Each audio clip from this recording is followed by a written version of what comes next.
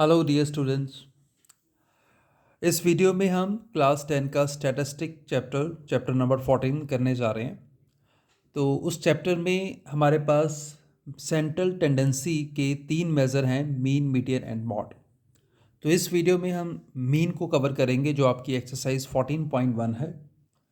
तो mean basically होता क्या है? मीन होती है एवरेज। ये जो हमने यहाँ पर मीन को मेंशन किया है, ये एवरेज होती है। एवरेज आप लोग समझते हो, जैसे मुझे दो नंबर्स की एवरेज निकालनी हो, लेट अस से 3 एंड 5, तो इन दो नंबर की एवरेज हम दोनों को ऐड कर कर 2 से डिवाइड कर देंगे। 3 + 5 बिकम्स 8, 8/2 ये कैंसिल होकर 4 आ जाएगा। ये दो नंबर्स का मीन हो गया, 4 एवरेज हो गई। तो हमारे सिलेबस में जो है वो ग्रुप डाटा है ज़्यादातर। तो ये मैंने फर्स्ट क्वेश्चन लिया है एक्सरसाइज का। पूरा क्वेश्चन नहीं लिखा मैंने, सिर्फ टेबल उठाया है, क्योंकि इसमें हमने मीन ही निकालना है। क्वेश्चन आपके पास एनसीईआरटीज़ हैं तो उसमें पढ़ सकते हो आप।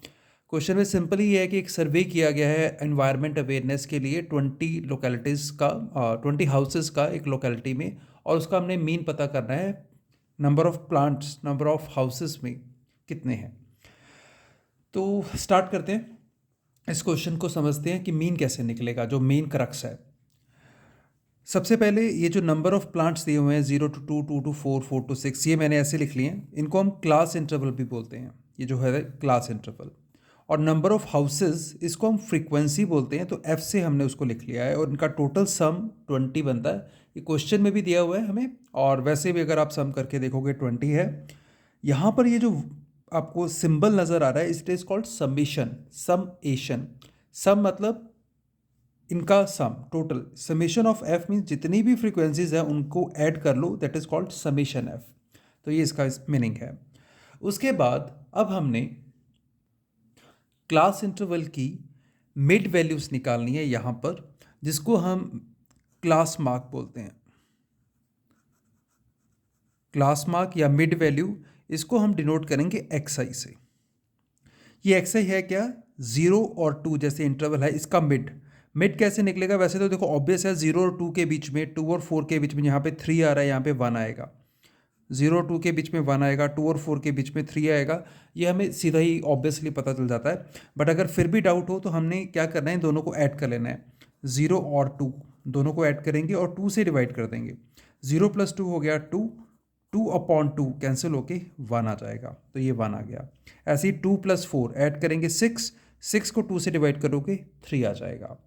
तो एक बार आपने लिख लिया इसको, तो कितना गैप है? 2 का गैप है, तो आगे ऐसे ही चलता रहेगा, 1, 3 फिर 5। वैसे 4 और 6 का मिड देखें तो 5 ही आता है। 7, 9, 11 और 13, ये मिड वैल्यूज़ आ गई। मिड वैल्यूज़ या क्लास मार्क्स हम जिसको बोलते हैं, उससे उसके बाद हमारा नेक्स्ट है, एफ़ को हम मल्टीप्लाई करेंगे एक्स के साथ। इसको आप एफ आई लिख लीजिए यहाँ पे। एफ आई को मल्टीप्लाई करेंगे एक्स आई के साथ।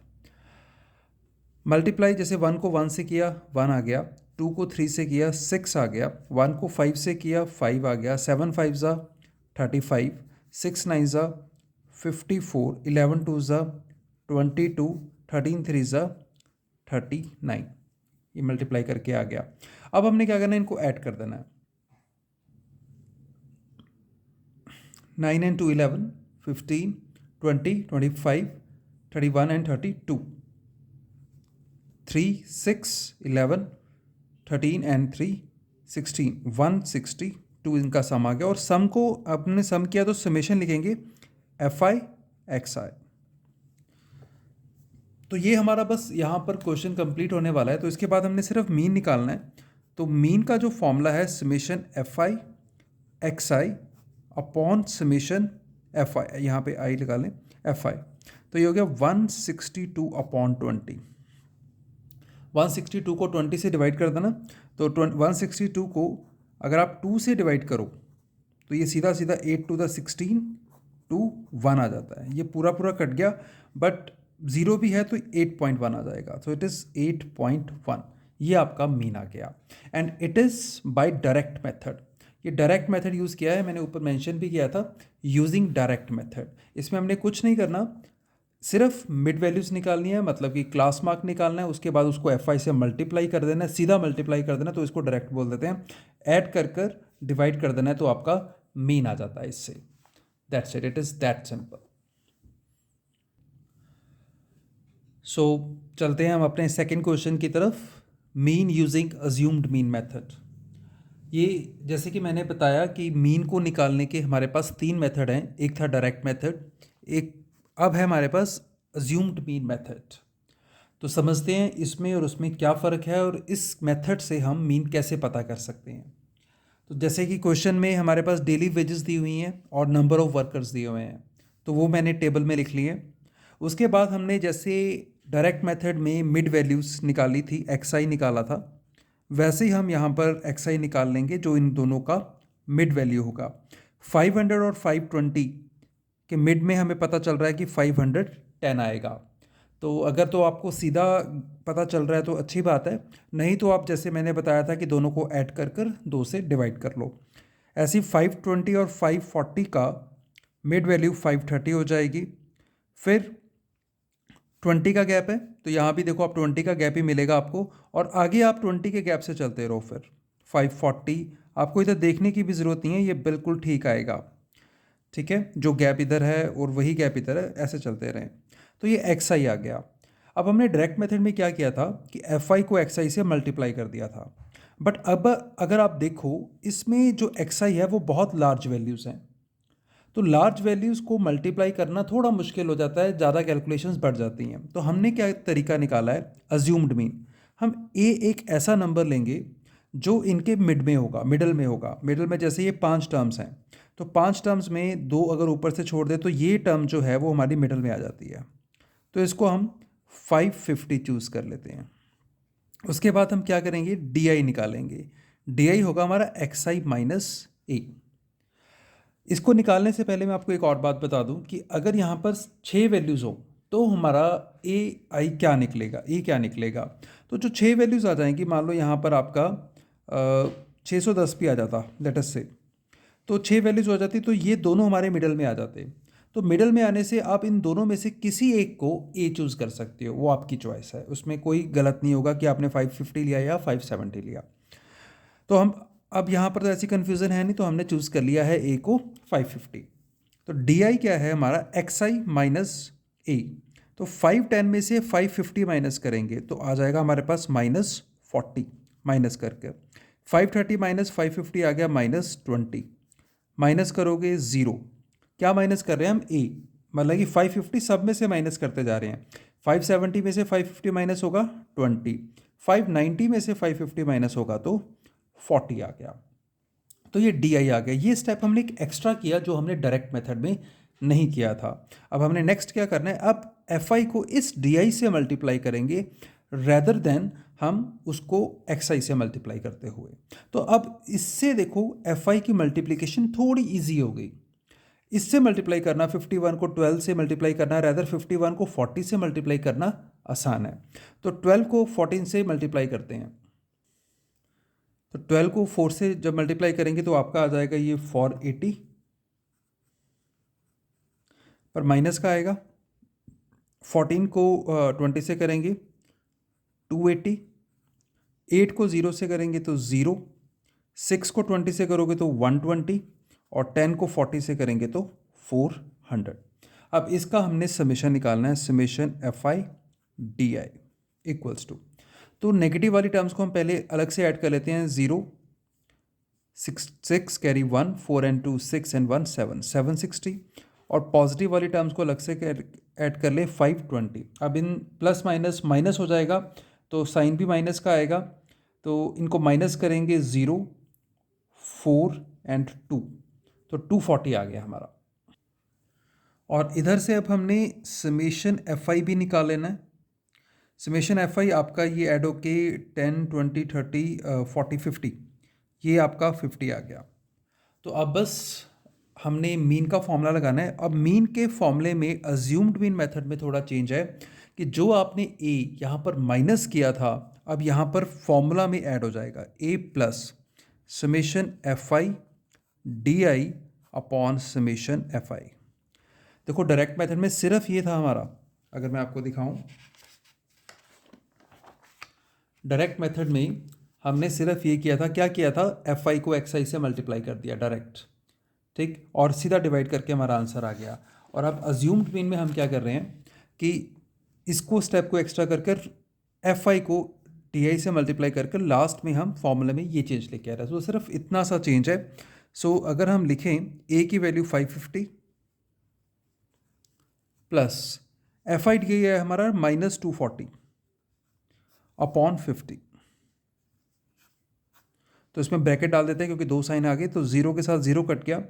और 24 को अगर आप 5 से डिवाइड करो तो ये 5 4 ज़ा 20, 4 आएगा तो पॉइंट लगाकर 0, और 8 5 ज़ा 40, तो 4.8 आ गया। तो 550 प्लस माइनस माइनस 4.8, तो 550 से अगर आप 4.8 माइनस करते हो तो ये आ जाएगा 0.2, और 49 45, तो ये आ गया आपका 545.2। So this is your mean. So fourth question बचे, थर्ड मेथड से, स्टेप डेविएशन मेथड से हम करने जा रहे हैं। थर्ड क्वेश्चन जो इसका है वो मिसिंग फ्रीक्वेंसी का है, वो इसके बात करते हैं। मैंने सोचा कि पहले तीनों मेथड हम कवर कर लें, तो हमने डायरेक्ट मेथड कर लिया, अज्यूम्ड मीन मेथड कर लिया, अब ये है स्टेप डेविएशन मेथड। तो समझते हैं इस क्वेश्चन में कि कैसे इस मेथड से हम मीन निकालते हैं और क्या फ़र्क है इस मेथड का बाकी दोनों मेथड से। तो जो क्वेश्चन का डाटा है वो मैंने लिख लिया है कि number of heart beats per minute हमें दी हुई हैं, और नंबर ऑफ़ वुमन 2 4 3 8 7 4 2, ये हमें ऐसे दी हुई हैं, तो ये हमने लिख लिया। उसके बाद हम, जैसे आपको पता है कि एक्स आई निकालते हैं, मिड वैल्यू क्लास मार्क जिसे हम कहते हैं, 65 और 68 का। 65 और 68 के बीच में 3 का डिफरेंस है, तो 1.5, तो ये पॉइंट्स वाला क्वेश्चन आ जाएगा। मींस इसका जो मिड वैल्यू आएगी वो आपको पॉइंट्स में मिलेगी 66.5। तो क्लियर है कि 3 का डिफरेंस है, तो हाफ करेंगे 1.5, तो 1.5 इसमें ऐड कर दो, या फिर जैसे मैंने बताया कि दोनों को ऐड करके 2 से डिवाइड कर दें। तो गैप 3 का है, तो 3 का ही गैप चलेगा, 69.5। ये बहुत आसान हो जाता है, जैसे 3 का गैप है तो 3 के गैप से अब 69 में 3 ऐड करेंगे तो 72.5, फिर 75.5, देन 78.5, देन 81.5, देन 84.5। ये 3 के गैप से हमने लिख लिया सारा, क्योंकि यहाँ पे 3 का गैप था। सो एक्स आई आ गया हमारा। डायरेक्ट मेथड में एक बार मैं याद करवा दूँ क्या किया था हमने, एफ आई को एक्स आई से मल्टीप्लाई, वो हम यहाँ नहीं करेंगे। अज्यूम्ड मीन में अज्यूम्ड मीन वाला स्टेप करेंगे हम, हम अज्यूम करेंगे अपनी तरफ से। तो कितने टर्म्स हैं ये, 1 2 3 4 5 6 7, 7 हैं। तो मिडल में हमारे पास 75.5 आ गया, तो 75.5 हो गया हमारे पास अज्यूम्ड मीन। तो हम डी आई निकालेंगे, डी आई क्या होगा आपका, एक्स आई माइनस ए। तो 75.5 माइनस करेंगे हम 66.5 में से, तो ये माइनस करके आ जाएगा आपके पास 66.7 माइनस 9। तो उसके बाद आप माइनस करोगे तो -6, -3, फिर 0, फिर 3, 6 एंड 9। क्या किया हमने, 66.5 इस सारी टर्म्स में से 75.5 माइनस करते चले गए हम, जैसे मैंने यहाँ पे लिखा एक्स आई माइनस ए। तो ये था हमारा अज्यूम्ड मीन वाला मेथड कि इसको हमने अब एफ आई से मल्टीप्लाई कर दिया था। बट अब स्टेप डेविएशन मेथड में हम एक स्टेप फर्दर चलते हैं, हम निकालते हैं डी आई डैश। ये क्या होता है, डी आई अपॉन एक नंबर से हम डिवाइड करते हैं एच। अब ये एच क्या है, एच जनरली होता है ये क्लास साइज, जो 3 का डिफरेंस है, तो एच हम यहाँ पर 3 ले लेंगे। तो एच को 3 ज्यूम करके, 3 कैसे, 65 और 68 का जो डिफरेंस है वो 3 है। वैसे भी अगर आप देखो तो ये एक ऐसा नंबर होता है जो सबको डिवाइड कर रहा है, देखो 3 सबको डिवाइड कर रहा है यहाँ पर, तो एच 3 आ गया। तो डिवाइड करते चलते हैं, -9 को 3 से डिवाइड करेंगे तो -3, -6 को 3 से डिवाइड करेंगे -2, -1 0 1 2 एंड 3। अब देखो इसको हमने एफ आई से मल्टीप्लाई करना है। अब ये मल्टीप्लाई करना कितना आसान हो गया, हर क्वेश्चन में तकरीबन 99% क्वेश्चन में ये 1 2 3 और 1 2 3 नेगेटिव में और पॉजिटिव में बन जाता है। बहुत रेयर चांसेस है ये ना बने, जनरली यही टर्म्स बन जाती है और इसको मल्टीप्लाई करना FI से बड़ा इजी हो जाता है। तो इसलिए ये स्टेप थोड़ा लेंथी ज़रूर है प्रोसीजर। हमारे पास डायरेक्ट में हमने यहाँ पे मल्टीप्लाई किया, अज्यूम्ड में यहाँ पे, अब स्टेप डिविजन में हम यहाँ पे मल्टीप्लाई कर रहे हैं। 2 into -3 -6, 4 into -2 -8, 3 into -1 -3, 8 into 0 0, 7 into 1 7, 4 into 2 8, 2 into 3 6। तो ये मल्टीप्लाई कर दिया। नेगेटिव वाले नंबर्स को हम सेपरेट ऐड कर लेते हैं, 8 एंड 6 14 एंड 3 17, और पॉजिटिव वालों को अलग से ऐड कर देते हैं, 8 एंड 6 14 एंड 7 21। ये प्लस का हो गया, वो माइनस का हो गया, प्लस माइनस माइनस होगा, इसको लिख लेते हैं summation FI DI equals to, ये हमारे पास 4 आ गया प्लस के साथ, और यहाँ पर समेशन FI की वैल्यू हम निकाल लेते हैं 30 ऐड कर कर। तो अब हम फॉर्मूला अप्लाई करेंगे मीन निकालने का। तो फॉर्मूले में भी थोड़ा सा चेंज आएगा मीन का, जो चीज़ माइनस की थी जैसे वो एज इट इज़ प्लस हो जाएगी, A प्लस समेशन, ये डैश है यहाँ पर भी आएगा dash, FI DI dash upon summation FI। इन दोनों को डिवाइड किया, जो चीज़ डिवाइड की थी उसको हम यहाँ पर बस मल्टीप्लाई कर देंगे। मल्टीप्लाई सिर्फ इसी के साथ करना है, ए के साथ नहीं मल्टीप्लाई करना। ए को एज इट इज रखा है, डिवाइड करने के बाद एच से मल्टीप्लाई। तो ए क्या है हमारे पास 75.5 प्लस समेशन FI DI आया है 4 अपॉन FI है 30, और एच हमने कितना ज्यूम किया था 3। तो इसके बाद हम क्या करेंगे, ये कैंसिल हो जाएगा 10, तो ये बचा 75.5 प्लस 4/10 हो गया 0.4। तो इन दोनों को जब ऐड करेंगे तो ये 75.9 आ गया हमारा, और ये हमारा आंसर है। तो हमने तीनों मेथड कवर कर लिए हैं, direct method, assumed mean method and step deviation method mean निकालने के। ये 3 ही मेथड हैं 10th क्लास तक सिलेबस में, ये तीनों मेथड हमने कवर कर लिए हैं। अब हम एक क्वेश्चन करेंगे मिसिंग फ्रीक्वेंसी का, उसके बाद हमारा मीन टॉपिक के सारे टॉपिक्स, सारे कंसेप्ट्स कवर हो जाएंगे और आप कोई भी क्वेश्चन हो आराम से कर सकते हैं। So let's start.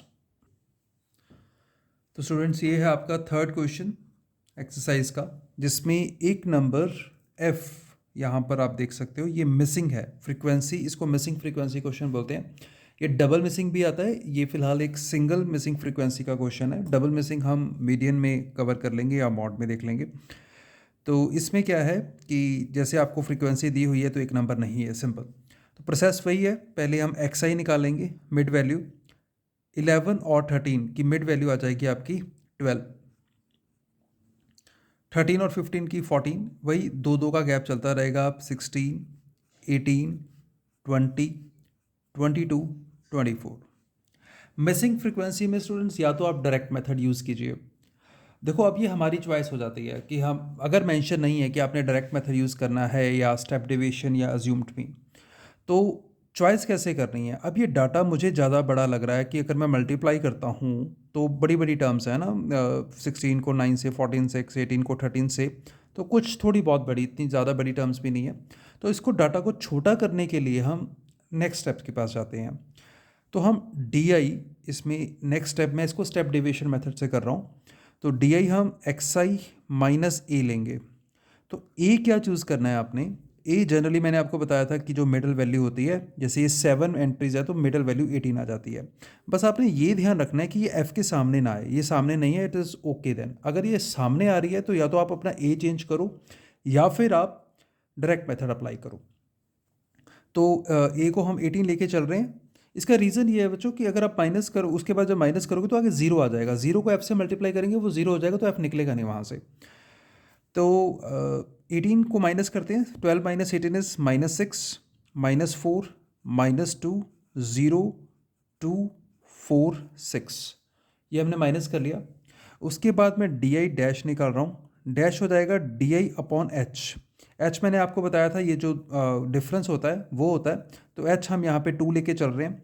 वैसे भी 2 देखो सबको डिवाइड करेगा, तो -3, -2, -1, 0, 1, 2, 3। तो मैंने बताया था आपको जनरली इसमें ये 1 2 3 बन जाता है। अब देखो अब मल्टीप्लाई करना कितना आसान हो गया। तो हम fi को di डैश से मल्टीप्लाई कर देते हैं। तो 7 3 ज़ा 21, 6 2 ज़ा 12, 9 को 1 से मल्टीप्लाई करेंगे -9, 13 को 0 से करेंगे 0। इस वजह से मैं बोल रहा था कि f यहाँ पे नहीं आना चाहिए, तो अगर f 0 से मल्टीप्लाई होता तो 0 हो जाता। सो f को जब 1 से मल्टीप्लाई करेंगे तो f हो जाएगा वो। अगर यहाँ पे कोई नंबर होता 3 तो 3f, 5 होता 5f, मतलब कि आगे लिख देते बस उसको। 5 2 ज़ा 10 एंड 4 3 ज़ा 12। तो इसको ऐड करना है, समेशन fi di निकालना है हमने, summation fi di dash equals to, तो नेगेटिव वाले नंबर्स अलग से ऐड करते हैं। 12 21 एंड 9 30 एंड 42, ये -42 आ गया। पॉजिटिव में f को छोड़कर अलग से ऐड कर लेते हैं, तो ये आ गया 22। -42 + 20 हो गया आपका -20, और ये जो f बचा है उसको प्लस डालकर आप ऐसे ही लिखते हैं +f। और इधर भी आपको समेशन fi निकालना पड़ेगा। तो समेशन fi आपका हो जाएगा 5 and 4 9 and 13 and this is comes out to be 44 plus f। तो उसके बाद जो हमारा मीन का फॉर्मूला है वो स्टेप डिवीजन वाला a plus summation fi di dash upon summation fi into h, ये मीन का फॉर्मूला है। इस क्वेश्चन में एक बात डिस्कस करनी रहेगी कि आपको मीन गिवन होगा। जो मिसिंग फ्रीक्वेंसी वाला क्वेश्चन है उसमें मीन आपको दिया होगा, और इस क्वेश्चन में मीन हमें 18 दिया हुआ है। तो हम क्या करेंगे, यहाँ पर मीन की वैल्यू पुट कर देंगे 18 इक्वल्स टू ए जो हमने माइनस किया था वो भी 18 आ गया हमारा, plus summation fi di is -20 plus f, उसको आप f -20 लिख लो, एक ही बात है। और f आ गया आपका 44 प्लस f इंटू h आ गया आपके पास, h हमने यूज़ किया था 2। तो आपको साफ साफ दिख रहा है 18 उधर जाकर माइनस होगा, f -20 अपॉन ये 44 प्लस f इंटू 2। तो 18 - 18 0 हो गया, f -20 upon 44 plus f into 2। 44 plus f भी उधर 0 के साथ जाकर मल्टीप्लाई होगा और ये 0 हो जाएगा। तो f -20 इंटू 2, तो 2 भी 0 के नीचे आके डिवाइड होकर ख़त्म हो जाएगा, मीन्स f -20 इक्वल टू 0।